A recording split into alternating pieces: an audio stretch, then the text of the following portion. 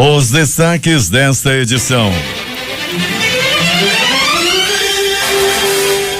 Em decisão histórica, STF nega habeas corpus e permite prisão de Lula. Advogado do ex-presidente diz que precisa refletir sobre resultado. PT critica a decisão, chamando a quarta-feira de dia trágico para a democracia. Julgamento repercute em várias partes do mundo. Jornal francês diz que Lula está nos portões da prisão. Ministro do STF que votaram a favor de Lula demonstraram insatisfação com os 6-5. Petrobras reduz o preço do gás de cozinha às distribuidoras. Diplomatas americanos expulsos pela Rússia deixam Moscou. Seduc propõe reajuste de 15% e promoção para professores e pedagogos. Categoria segue em greve e vai se reunir para decidir se aceita a proposta do governo. Amazonas tem 108 casos notificados para sarampo na capital e interior. Pagamento em 5 linhas de ônibus será feito apenas com passa fácil a partir de segunda-feira. Mega Sena. 4 apostadores dividem prêmio de 40 milhões. Noite agitada em Manaus. Homem encurralado e morto a tiros no Prosamente de São Raimundo. No São José, Tancredo Neves e no bairro da Raiz, outros 3 foram executados em acerto de contas. É o Jornal da Manhã que começa agora. Previsão do tempo. A madrugada começou chuvosa em Manaus e o tempo continua instável dentro da previsão do clima-tempo de 17 milímetros. A temperatura no momento aqui no sítio histórico da cidade é de 24 graus com 83% de umidade no ar. A máxima de hoje será de 30 graus Celsius. Os ventos estão calmos com 4 km/h de velocidade. Quinta-feira, 5 de abril. Chegamos aos 95 dias do ano e faltam 270 para terminar 2018. Dia de São Vicente Ferrer. Na Roma Antiga acontecia o Festival da Boa Sorte, em que era homenageada a Fortuna, a deusa da sorte e da prosperidade. O Rio Negro subiu 2 centímetros. Seu nível em relação ao mar estava ontem em 24 metros e 51 centímetros. São normais operações de pousos e decolagens nos aeroportos Eduardo Gomes e no Militar de Ponta Pelada. Datas e fatos. Registros da história. 1838 morre José Bonifácio de Andrada, escritor e estadista do Império. 1956, Fidel Castro declara-se em guerra contra o presidente cubano Fulgêncio Batista. 1992, Alberto Fujimori, presidente do Peru, dissolve o Congresso peruano pela força militar. 5:50. Sejam bem-vindos ao Jornal da Manhã. Bom dia, Eduardo. Bom dia, Paulo. Bom dia, ouvintes. O Sindicato de Transporte de Passageiros do Estado anunciou que a partir da próxima segunda-feira as linhas 037, 050, 056, 081 e 084 só aceitarão o pagamento da tarifa com os cartões Passa Fácil. De acordo com o diretor operacional do Sinetran, Azarias Carvalho, as 5 linhas foram escolhidas em consenso com a Superintendência Municipal de Transportes Urbanos, a SMTU. Os usuários que não possuem o Passa Fácil deverão embarcar nos ônibus das respectivas linhas e seguir até o terminal 3 ou 5, onde poderão efetuar o pagamento da tarifa e emitir a primeira via do cartão, que é gratuita. O Sinetran possui mais de 180 postos de recarga dos cartões Passa Fácil espalhados em toda a cidade. Os estabelecimentos podem ser consultados via internet. A interdição da Rua S, localizada no conjunto Galileia, bairro da Cidade Nova, zona norte de Manaus, foi adiada para amanhã. Somente então, a partir do dia 6 e não mais nesta quinta-feira, como estava previsto, é que se dará o início da mobilização para a construção de mais uma passagem de nível da Avenida das Flores, que dará fluxo contínuo de veículos, evitando assim a interdição definitiva de uma das principais vias daquela região, segundo informou a Secretaria de Estado de Infraestrutura, CINFRA. 5:52 em Manaus. Roberto Peregrini, como é que está o tempo aí na área onde você se encontra nesse instante? Bom dia.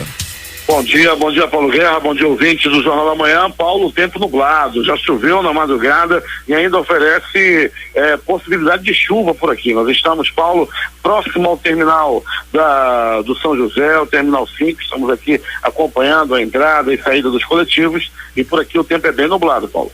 Alberto Peregrini, tivemos uma noite agitada na cidade. Tivemos, Paulo, com eventos de morte aí em bairros da cidade, com pronto-socorro também, principalmente o Platão Araújo, com grande movimentação. No Prosamindo São Raimundo, o homem foi encurralado e acabou morto a tiros, Peregrini. Pois é, Paulo, um homem conhecido na área por praticar delitos, conhecido como Canário, o Canário, muito conhecido ali na área do bairro da Glória, bairro do São Raimundo, de Santo Antônio, foi assassinado à noite de ontem, Paulo Guerra, muito tiro no bairro de São Raimundo, um tiroteio, o negócio não foi fácil ontem, a zona oeste da cidade viveu um momento de terror. Aliás, a gente tem noticiado aqui, não, Paulo, que bairro de São Raimundo, bairro da Glória, tem sido palco aí da criminalidade, de atos de crime, desde a semana passada.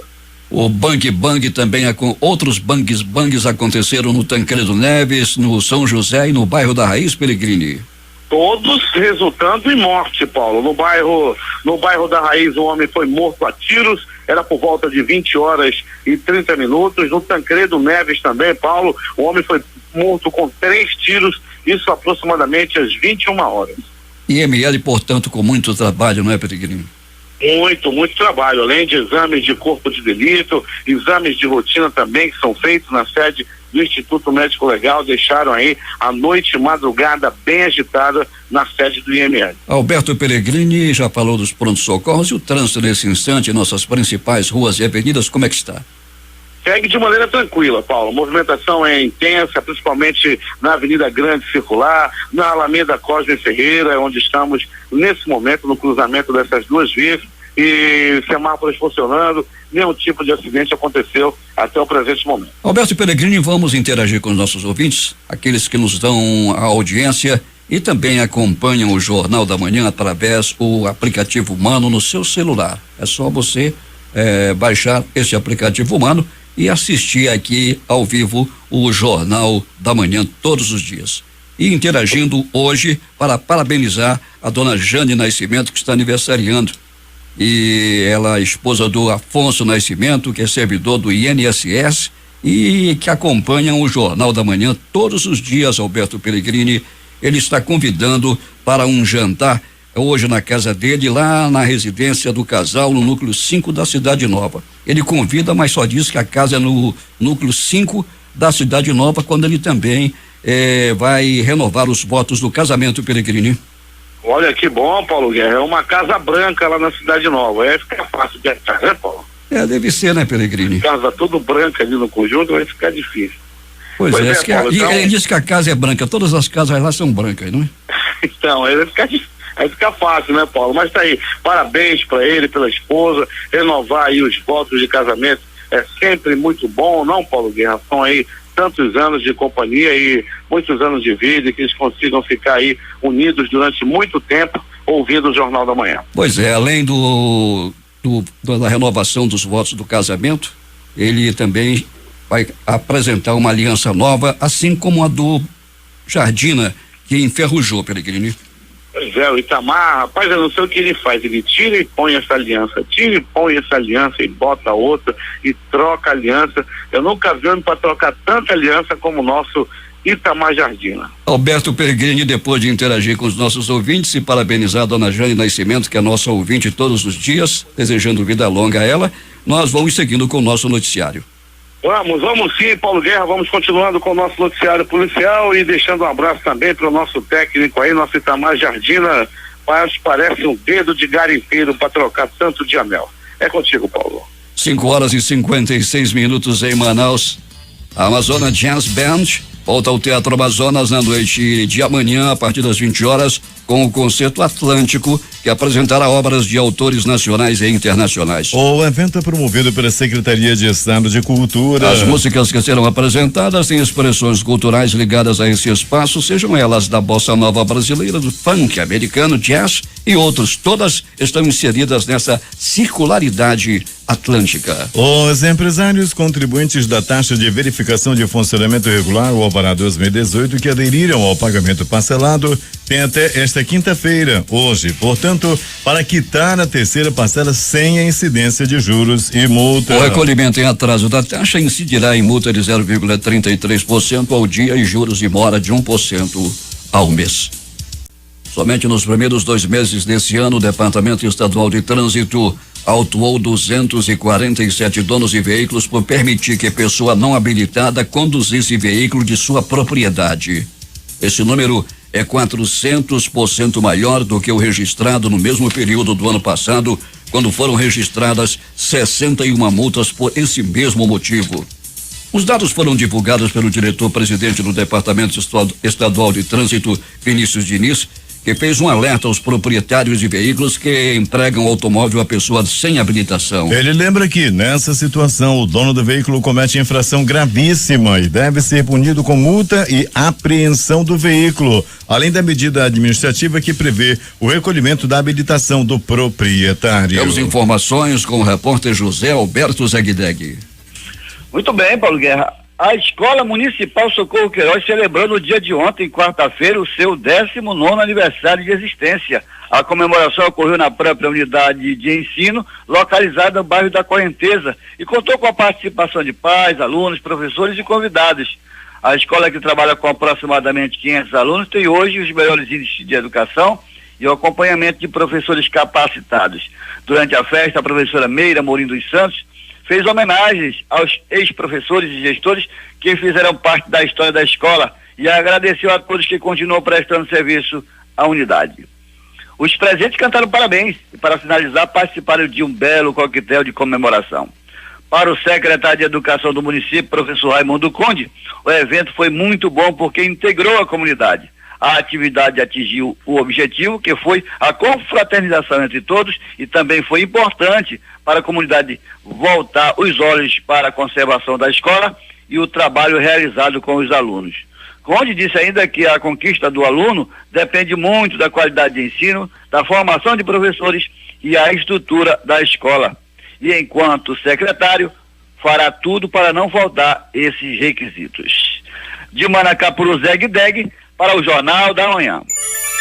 6h05. A Secretaria de Estado de Administração Penitenciária apresentou ontem no Centro de Detenção Provisória Masculino, no quilômetro 8 da rodovia BR-174 Manaus Boa Vista, 13 viaturas e 3 drones que serão utilizados no sistema prisional. Os veículos e equipamentos fazem parte do plano de investimento da Secretaria com os recursos do Fundo Penitenciário Nacional, o FUNPEN. As novas viaturas serão distribuídas entre 10 unidades prisionais da capital e 2 do interior. O Programa Estadual de Proteção e Orientação ao Consumidor, o PROCON-AM, realizou nesta quarta-feira ações de fiscalização em Presidente Figueiredo. As equipes estiveram em agências bancárias e supermercados da cidade. Das 3 agências bancárias visitadas, apenas uma não estava cumprindo a lei estadual de número 139/2013, que regulamenta tempo máximo de espera para atendimento nos guichês de caixa. Alguns clientes mostraram indignação pela má prestação de serviços na agência notificada. A operação continua no início da tarde com fiscalização em supermercados da cidade. Foram verificados itens como validade, apresentação e precificação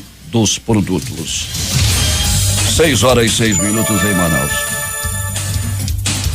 Um projeto desenvolvido na Rede Pública Estadual de Educação do Amazonas será apresentado no Congresso Internacional de Educação e Tecnologias, encontro de pesquisadores em educação à distância, que acontece em junho deste ano na Universidade Federal de São Carlos, a UFSCar, em São Paulo. Intitulado Formação de Professores, Usos Múltiplos dos Aplicativos Google Drive, o trabalho é uma iniciativa da professora Ana Patrícia Lima Sampaio, que atua como formadora do Núcleo de Tecnologia Educacional do Centro de Formação Profissional Padre José de Anchieta, da Secretaria de Educação.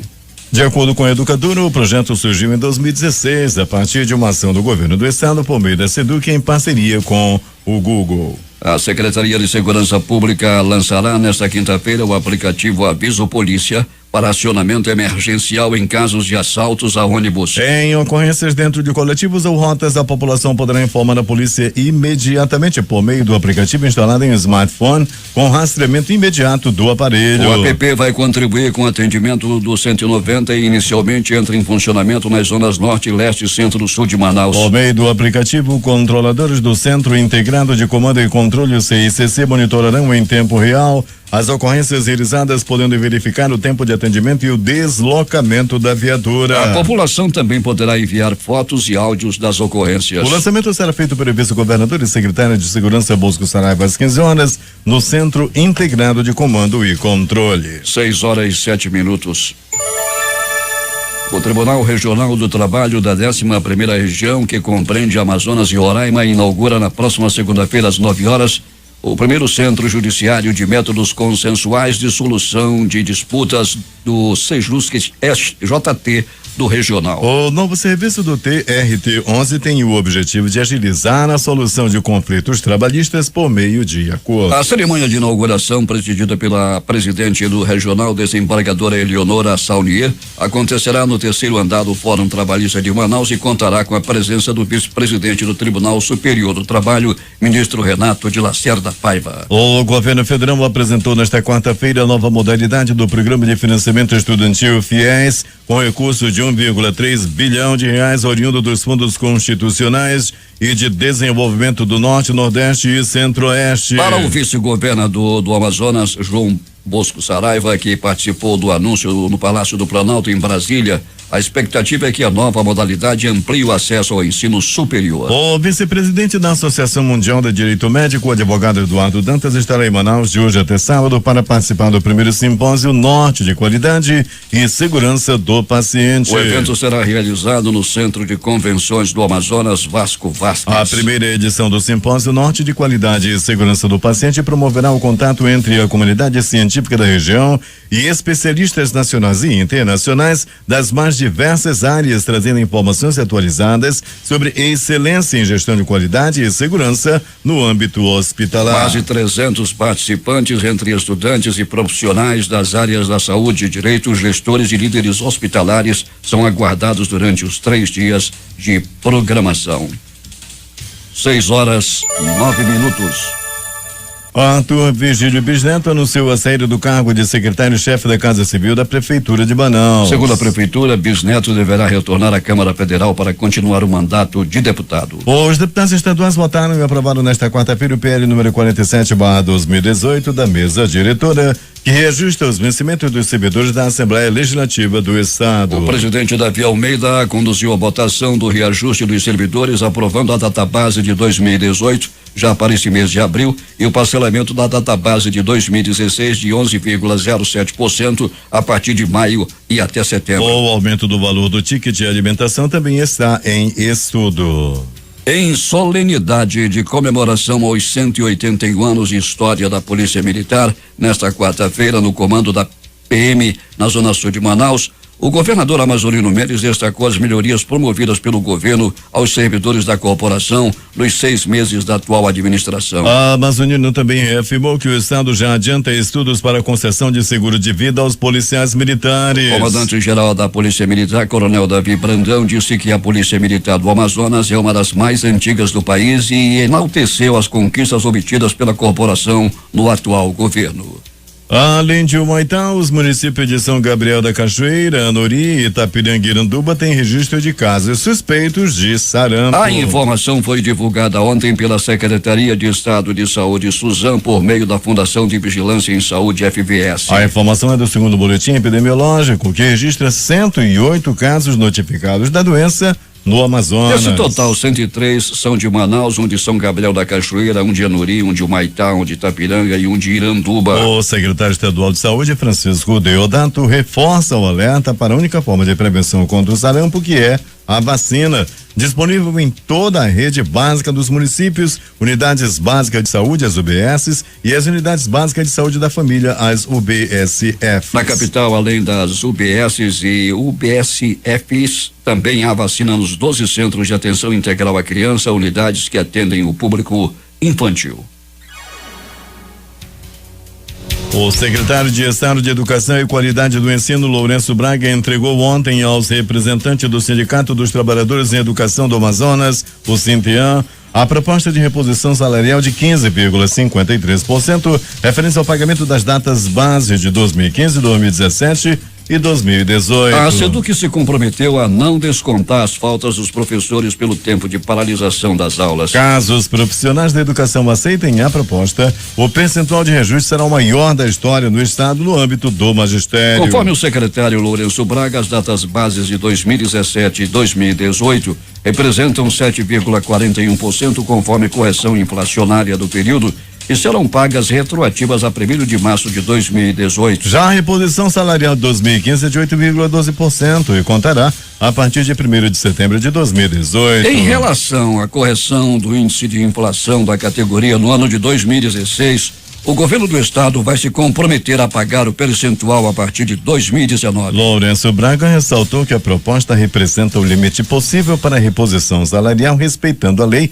de responsabilidade fiscal e próximo do limite prudencial de gastos com pessoal. Esse percentual é o limite que o estado pode chegar. É o maior percentual de correção da história da revisão salarial. É um aumento maior do que será concedido a outras categorias, porque a educação dispõe de um fundo de manutenção, o Fundeb, e os outros órgãos não têm, frisou o secretário. Polícia.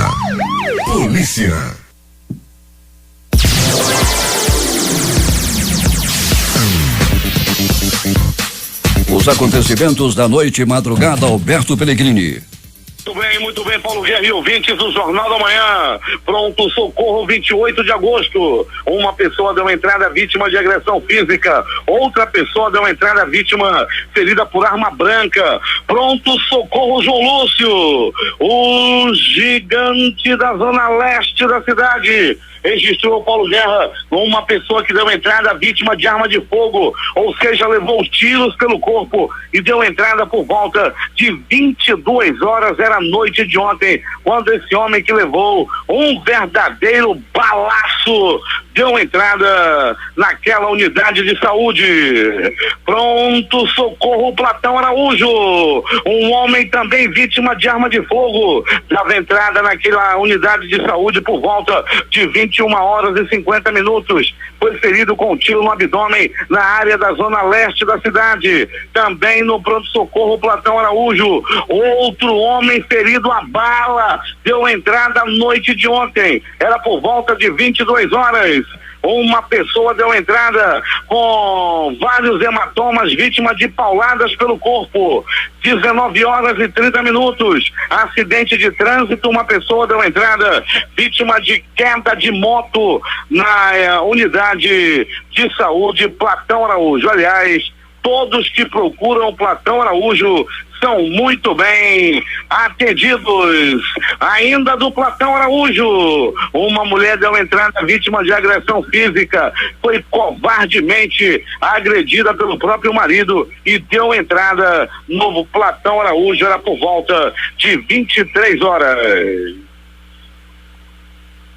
De polícia. Paulo Guerra e ouvintes do Jornal da Manhã, o terror da Cidade de Deus e da zona leste e norte da cidade foi preso ontem, acusado de cometer mais de 30 assaltos na zona norte e na zona leste. Ele foi preso ontem. Cristiano Calheiros foi preso por policiais civis da delegacia especializada em roubos e furtos de veículos, em conjunto com os policiais do 13º DIP. O investigador Geraldo Filho, considerado o melhor investigador de polícia do ano passado, participou dessa ação e prendeu e tirou de circulação esse bandido que vinha aterrorizando a área da Cidade de Deus. Parabéns aí aos policiais da delegacia especializada em roubos e furto de veículos, parabéns aí aos policiais do 13º DIP, investigador Geraldo Filho, em mais uma ação na área do 13º. Esse bandido, Paulo Guerra e ouvintes, era acostumado a entrar em residências, em comércios e também já roubou vários carros na cidade. A quadrilha dele já havia sido presa, já está presa. Faltava somente ele, mas ontem Geraldo Filho e equipe foi buscar o acusado, Cristiano Calheiros, esse mesmo, vulgo Macacão, foi preso por policiais do 13º DIP. O bandido cruel e covarde, Maurício Belarmino da Silva, 28 anos, agrediu e tentou matar sua companheira a golpe de enxada. Ele deu várias enxadadas na própria companheira. O crime aconteceu no bairro Monte das Oliveiras. Maurício queria dinheiro para comprar bagulho, para comprar droga. Como a esposa não deu, ele pegou uma enxada e covardemente deu vários golpes na companheira. Ele já está preso e a mulher, a vítima desse bandido, está com o rosto desfigurado, está aí com o rosto completamente destruído da golpe de enxada. Ele deu as enxadadas no rosto da companheira. Você imagina o que é uma mulher pegar enxadadas na cabeça? E disseram para mim, olha, não pode dizer o nome dele, não sei o que e tal, é Maria da Penha, é Maurício Belarmino da Silva, bandido, safado, covarde, maconheiro e outras aí que você for colocando. Maurício da Silva, 28 anos, já está preso e tomara que apodreça na cadeia. Não pode dizer o nome dele, como é que não diz? Eu vou dizer mais uma vez, cadê aqui meu papel? Tá aqui.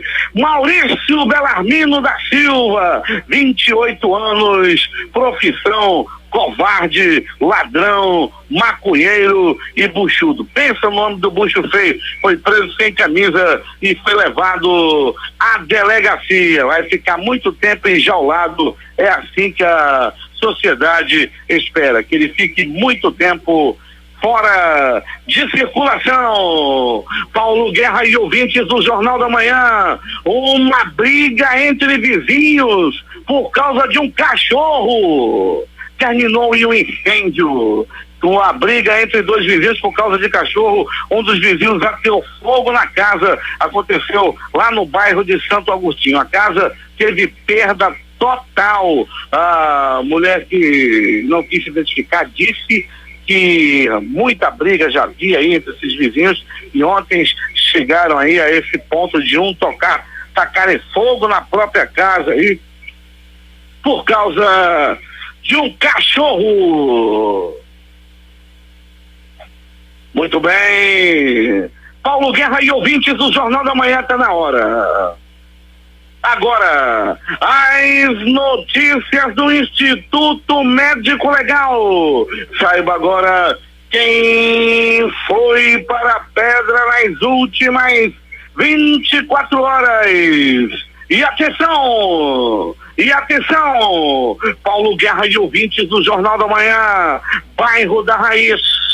No bairro da Raiz, um homem foi barbaramente executado a tiros. Foram 1, 2, 3, 4 balaços no corpo da vítima, que não resistiu aos ferimentos e morreu lá no bairro da Raiz, bairro de São José 2, Rua 21, Beco Mangueira. Um homem foi assassinado, até o presente momento não identificado. As primeiras informações dão conta de que se trata de um morador de rua. O homem foi assassinado com dois balaços pelo corpo. Era por volta de 21 horas quando aconteceu o crime. Área do Beco da Mangueira, muito conhecido na área do bairro de São José como um local onde sempre acontece assassinato. Morte no bairro de São Raimundo, proximidade do Parque das Cacimbas, ali na área do bairro de São Raimundo, no bairro da Glória, no bairro de Santo Antônio. O negócio não está fácil, tem tiroteio, tem morte praticamente todo dia, envolvendo aí bandidos. No Parque das Cacimbas, um homem foi assassinado com 1, 2, 3, 7 balaços pelo corpo e não resistiu aos ferimentos e morreu. Ele era conhecido na área, no mundo do crime, como Canário. O Canário lá do São Raimundo, da Cacimba, foi assassinado à noite de ontem. Bairro Tancredo Neves, mais uma morte na cidade, e dessa vez foi no Tancredo Neves. Um homem foi assassinado com 1, 2, 3 balaços pelo corpo. O crime aconteceu, repito, no bairro Tancredo Neves. Não se sabe ainda não se sabe quem foi e por que foi que mataram esse homem lá no bairro Tancredo Neves. O Instituto Médico Legal realizou nas últimas 24 horas 52 exames de corpo de delito. E essas foram as notícias da noite e madrugada. A reportagem foi de Alberto Pellegrini para o Jornal da Manhã. Loteria. Aqui no concurso 4.646 saiu para um apostador, para não perder o rumo, é de Uberlândia, em Minas Gerais. Ele vai levar R$629.738,96. A quadra teve 75 apostas ganhadoras com premiação individual de R$4.558 mais 11 centavos. O terno vai pagar para 5.694 apostadores R$90,28. Vamos às dezenas da quina. 03, 04, 10, 64 e 65. 03, 04, 10, 64 e 65. A Loto Fácil no concurso 1645 saiu para apostadores de São Paulo, 2 de São Paulo e 1 de Belo Horizonte. Cada apostador vai levar R$614.454,25. Com 14 acertos, foram 526 apostas ganhadoras com prêmios de R$1.540,43. Para 13 acertos, R$18.714 e R$20 para cada um. As dezenas do concurso 1645 da Loto Fácil foram estas: 02, 03, 04, 05, 08, 09, 10, 14, 15, 16, 18, 20, 21 23 e 25. 4 apostas irão dividir o prêmio de mais de 40 milhões do concurso 2028 da Mega Sena, sorteado ontem à noite. Cada uma irá levar R$10.251.126,97. As dezenas sorteadas da Mega Sena foram 07, 11, 24, 36, 42 e 58. 07, 11, 24, 36 42 e 58. A Quina teve 261 apostas e cada uma leva R$11.811,65. Já a quadra teve 9.867 ganhadores com premiação individual de R$446,34 para cada um. Os ganhadores são de Viamão, no Rio Grande do Sul. Como acertam lá em Viamão? Em Piracicaba, São Paulo, e 2 da capital. O próximo sorteio da Mega Sena acontece no sábado e a previsão é de que o prêmio seja de R$3 milhões. 6h29 em Manaus. Esportes.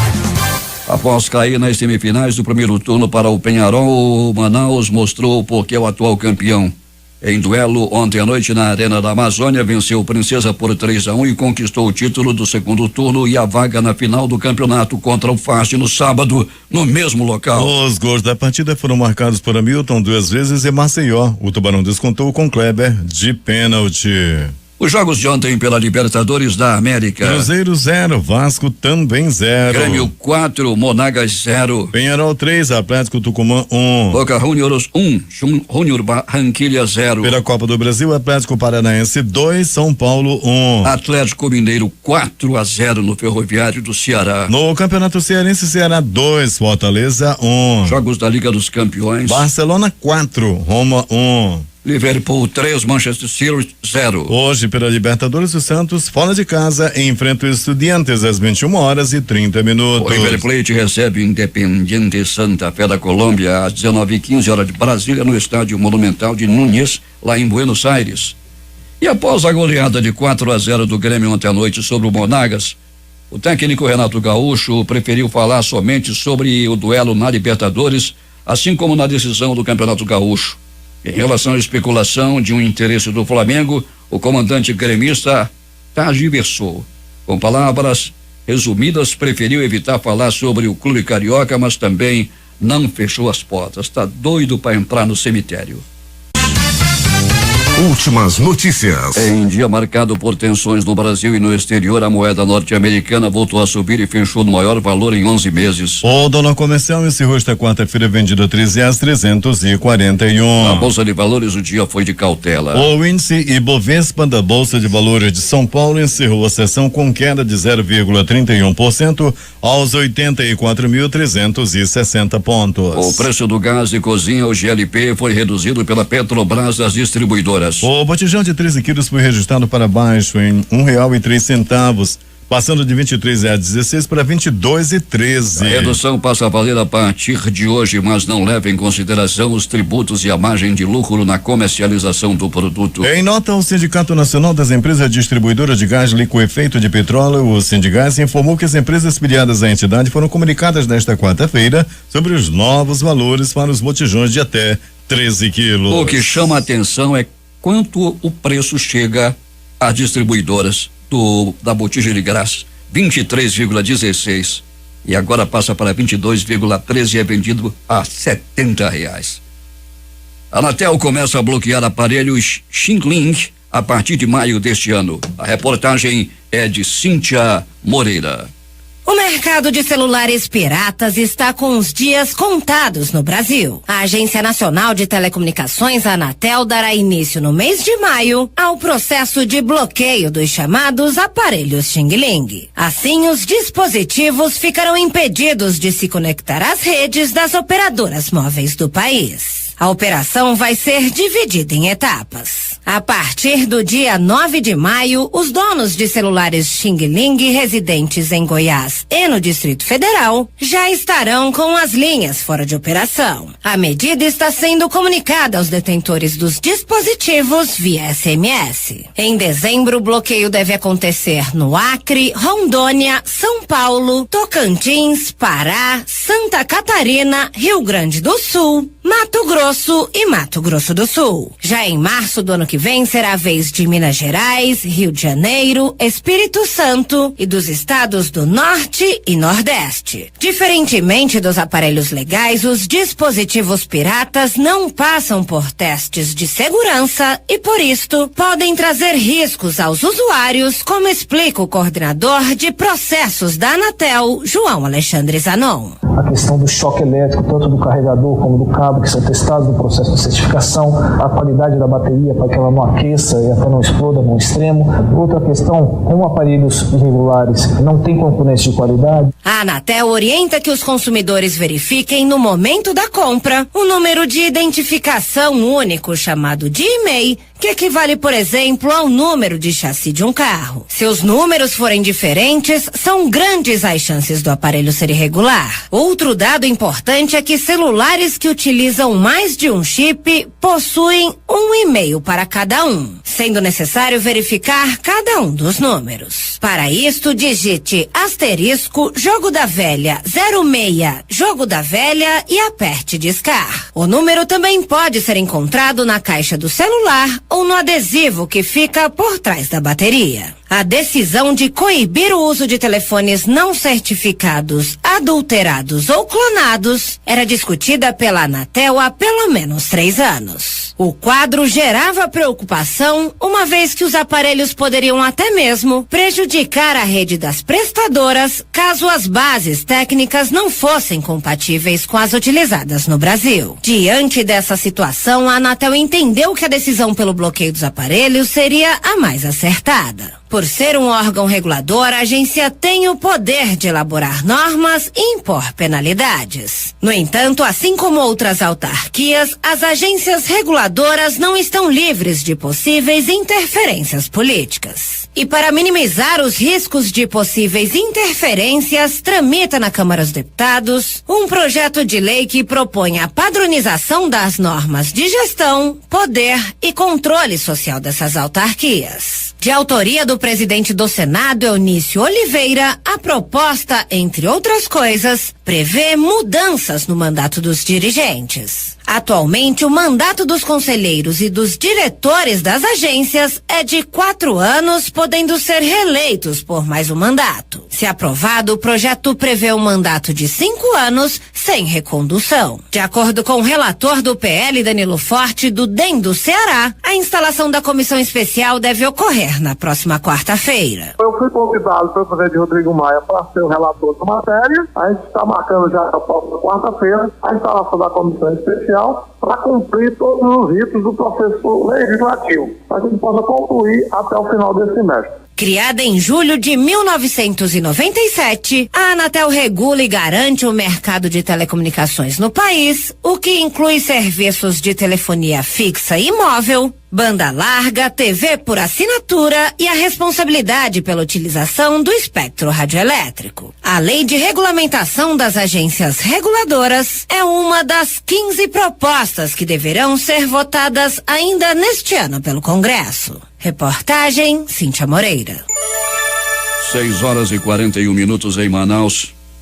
O presidente Michel Temer assinou ontem um decreto que atualiza a regulamentação da profissão de radialista. A assinatura aconteceu na mesma solenidade de sanção da flexibilização do horário do programa Voz do Brasil. O decreto veio após ampla discussão sobre a necessidade de adequação das normas aplicadas aos profissionais da área. A legislação que regulamenta a profissão de radialista de 1979 é considerada antiquada. Apesar da evolução tecnológica das últimas décadas, as atividades desenvolvidas pelos radialistas não foram atualizadas. O novo texto reduziu o quadro de funções de radialista de acordo com a Lei 13.424/17. Para a revisão do decreto foram considerados 2 critérios: as novas tecnologias, equipamentos e meios de informação e comunicação, as funções técnicas ou especializadas próprias das atividades de empresas de radiodifusão. Para o diretor-geral da ABERT, Cristiano Lobato Flores, além de corrigir distorções, a atualização das funções traz mais segurança jurídica aos contratos de trabalho entre as empresas de radiodifusão e os profissionais radialistas.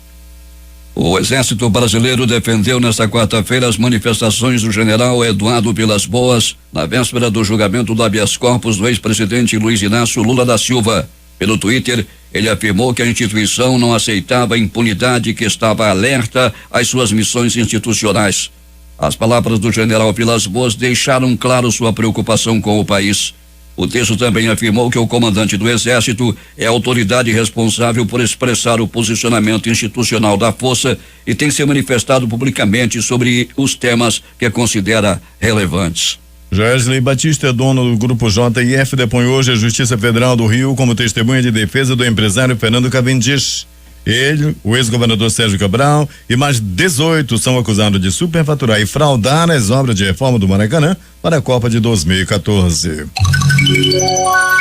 Um grupo de 100 venezuelanos vindos de Roraima deve desembarcar hoje em um voo da aeronáutica em São Paulo. A chegada dos imigrantes acontece 49 dias após o presidente Temer assinar um decreto emergencial para oferecer ajuda ao estado de Roraima. O estado lida desde 2015 com a chegada de venezuelanos que fogem da fome. Só nos primeiros 45 dias deste ano, 18 mil deles entraram no Brasil. As tarifas impostas pela China sobre os produtos importados dos Estados Unidos podem favorecer as vendas da soja brasileira, segundo especialistas.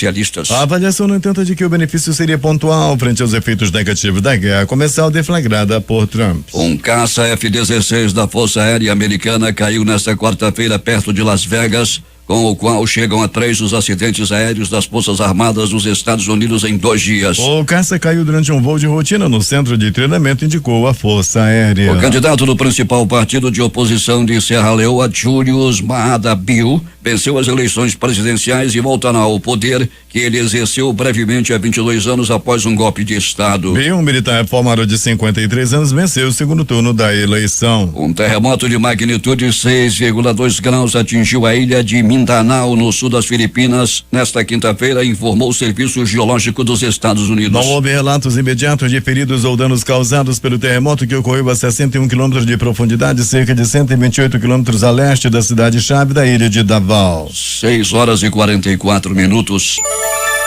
Os diplomatas americanos expulsos pela Rússia em resposta à saída forçada de 60 representantes diplomáticos russos que atuavam nos Estados Unidos em razão do caso Skripal deixaram a embaixada dos Estados Unidos em Moscou na manhã de hoje. Dezenas de diplomatas e suas famílias abandonaram a sede diplomática ainda de madrugada a bordo de 3 ônibus e um micro-ônibus em direção a um aeroporto de Moscou no último dia do prazo fixado pela Rússia para sua saída do país. Por 6-5, o STF negou no início da madrugada de hoje o habeas corpus pedido por Lula e autorizou sua prisão. A execução da pena depende agora do Tribunal Regional Federal da 4ª Região, que em janeiro condenou o ex-presidente a 12 anos de prisão no caso triplex da Lava Jato. Votaram a favor de conceder habeas corpus para evitar prisão Mendes, Toffoli, Lewandowski, Marco Aurélio e Celso de Mello. Votaram contra Fachin, Moraes, Barroso, Rosa Weber, Fux e Carmen Lúcia. O julgamento que abriu o caminho para a prisão de Lula durou quase 11 horas. O resultado foi proclamado já na madrugada de hoje pela presidente do STF, Carmen Lúcia, que desempatou o placar. A defesa de Lula ainda tem possibilidade de apresentar um último recurso ao TRF4, mas sem poder de reverter a condenação e absolver o ex-presidente. O prazo de 12 dias para a apresentação desse recurso começou a contar no último dia 27. Depois de esgotada a jurisdição no tribunal, o TRF4 enviará um ofício ao juiz Sérgio Moro, responsável pela Operação Lava Jato na primeira instância da Justiça Federal, comunicando a decisão. Caberá ele mandar a Polícia Federal prender Lula. O advogado José Roberto Batóquio, um dos responsáveis pela defesa do ex-presidente Luiz Inácio Lula da Silva, evitou comentar o resultado do julgamento no habeas corpus do ex-presidente no Supremo Tribunal Federal. Questionado sobre que análise fazia do resultado do julgamento, Batóquio respondeu: sem análise. Primeiro nós precisamos refletir sobre o que nós ouvimos. Também integrante da defesa de Lula, o ministro aposentado Sepúlveda Pertence também evitou comentar o resultado do julgamento. Após o resultado do julgamento, o PT, partido do ex-presidente, divulgou nota na qual afirmou que hoje é um dia trágico para a democracia e para o Brasil. Segundo a sigla, a Constituição brasileira foi rasgada por quem deveria defendê-la e a maioria dos ministros do Supremo censurou mais uma violência contra o maior líder popular do país. Parlamentares ligados ao ex-presidente disseram que o Supremo não levou em consideração o princípio da presunção de inocência. Já os adversários políticos do petista elogiaram a decisão da Suprema Corte. A senadora Ana Amélia, PP do Rio Grande do Sul, disse que o voto de 2 ministras consagrou o princípio da justiça brasileira, de que ninguém está acima da lei. Reafirmou o Estado Democrático de Direito e consagrou o fortalecimento da democracia em nosso país. Paulo Bauer, PSDB de Santa Catarina, líder do partido no Senado, se manifestou dizendo que a decisão do STF era esperada por todo o Brasil. O STF tomou a decisão que achou correta à luz da lei e à luz da Constituição. Lula agora é assunto do passado, é assunto da justiça. Não é mais assunto nem da política e tampouco do governo. Randolfo Rodrigues, do Rede do Amapá, líder do partido no Senado, disse que é impossível celebrar a iminente prisão de alguém da envergadura do presidente Lula, mas a Corte cumpriu sua missão constitucional ao preservar o sentido fundamental de uma república, reafirmando a posição de que ninguém está a salvo do império da lei, por mais relevante que seja seu legado ou estatura política. Após proferir seu voto, o antepenúltimo do julgamento, por volta das 22h30, Marco Aurélio voltou a criticar Carmen Lúcia e chegou a chamá-la de toda poderosa. Se arrependimento matasse, eu era hoje um homem morto, declarou, explicando que estava prestes a apresentar uma questão de ordem em 22 de março para pautar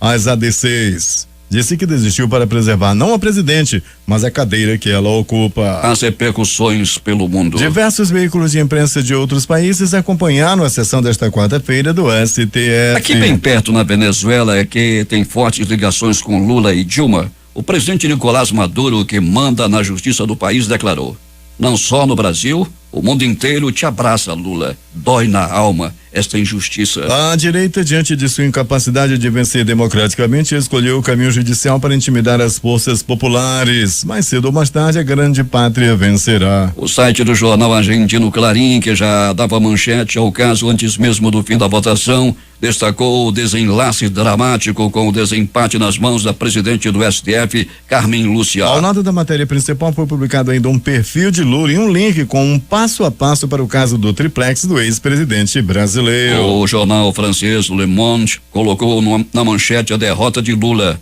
Suprema Corte do Brasil dá sinal verde ao encarceramento do ex-presidente. O Le Figaro escreveu que Lula está nos portões da prisão. O político de 72 anos está agora preso nos meandros do maior escândalo de corrupção da história do país, escreveu a publicação francesa. O The Washington Post recordou que, apesar da derrota e de acusações contra o ex-presidente, Lula lidera todas as pesquisas para a eleição. No site em inglês da rede britânica BBC, o título afirmava: Lula do Brasil deve iniciar período na prisão, determina Suprema Corte, com um pequeno texto informando que o ex-presidente deve ser detido enquanto apela de sua condenação por corrupção. 6h50.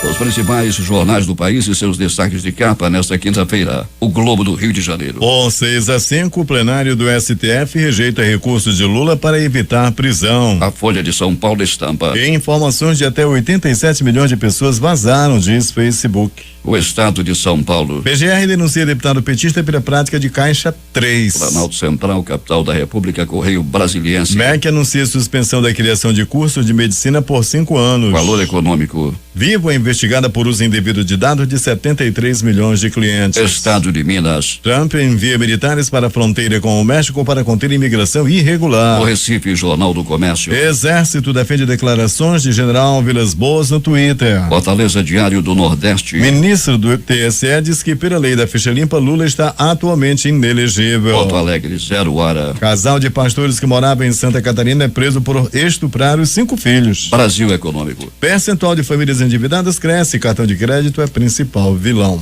As eleições locais, Jornal do Comércio. Indústria monitora pautas no Congresso. A crítica. Caso triplex, Supremo nega HC. Lula sofre derrota no STF e pode ser preso. Em Tempo. Brasil 6, impunidade 5. Lula perde e pode ser preso. Termina aqui o Jornal da Manhã. Participaram desta edição reportagens Cíntia Moreira, José Alberto Zegdeg e Alberto Pellegrini. A operação de áudio foi de Itamar Jardina e Hamilton Cabral. A apresentação é Eduardo Silva e Paulo Guerra. Próxima edição, amanhã às 5h45. Na escalada de campeões de audiência, quem chega agora é Valdir Correia, que vai apresentar o programa que leva a sua assinatura. Bom dia.